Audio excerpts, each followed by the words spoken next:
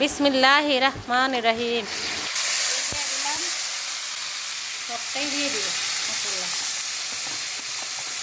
এই যে রসুন সবটা দিয়ে দিলাম, তেল দিলাম, প্রথম পেঁয়াজ দিলাম আর রসুন দিলাম। রসুনটা ভালো করে হয়ে গেল, আলু দিয়া, টমেটো দিয়া, ফুলকপি দিয়ে রান্না করবো।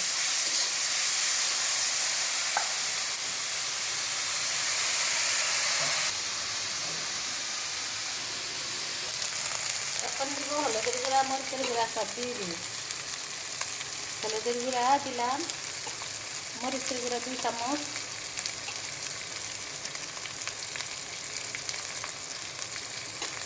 আর দিব লবণ।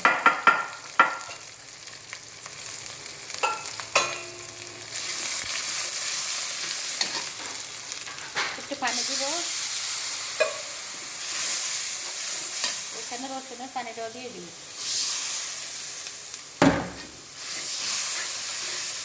আর দেব জিরার গুঁড়া,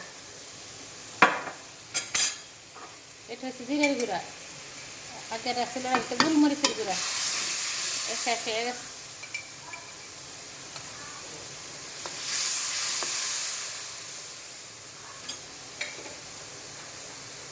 আর একটু লবণ লাগবো, এই লবণ দিলাম।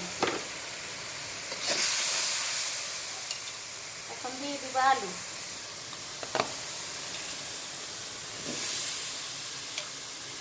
আলুটা একটু কষিয়ে নিব। ফুলকপিটা এটা ডিপিয়া ছিল, ওখান থেকে করছি, নামিয়ে নিচ্ছি।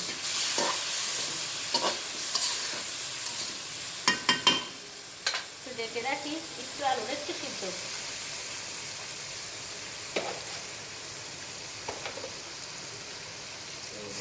দিয়ে রাখলাম। আলুটা একটু কষিয়ে নিলাম, দিয়ে দিলাম টমেটো,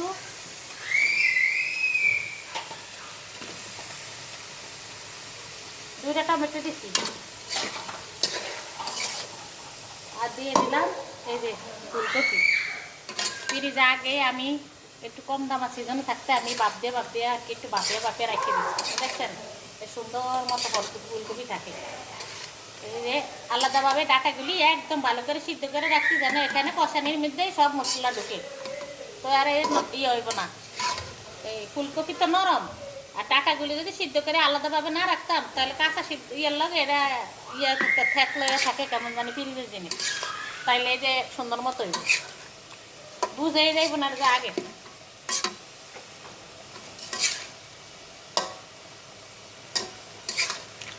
এই যে এখন ডেকে রাখবো মশলার মধ্যে, যখন হয়ে যাবে তখন জল দিব। আর ইয়ে ঢাকনা দিয়ে রাখলাম। এই যে কষানি হয়ে গেছে, এই যে কষানি হয়ে গেছে। কে বলবো ফ্রিজের সুন্দর মতো হয়েছে। এখন এই যে পানি দিলাম,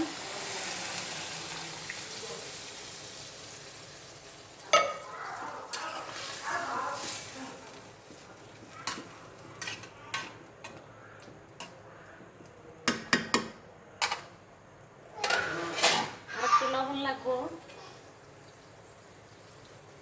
এই যে আর একটু লবণ দিয়ে দিলাম,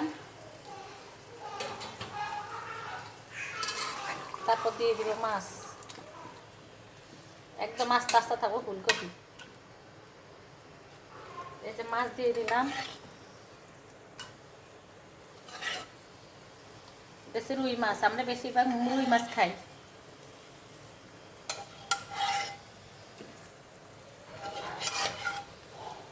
মানে আমাকে মাছ খাওয়ার ভিতরে রুই মাছ বেশি খাওয়া পরে, খালি কাটা কম লাগে আমাদের কাছে।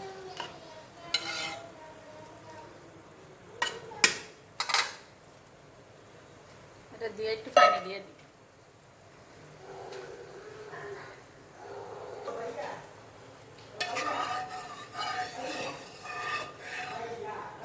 দিয়ে দিলাম এই যে পানি।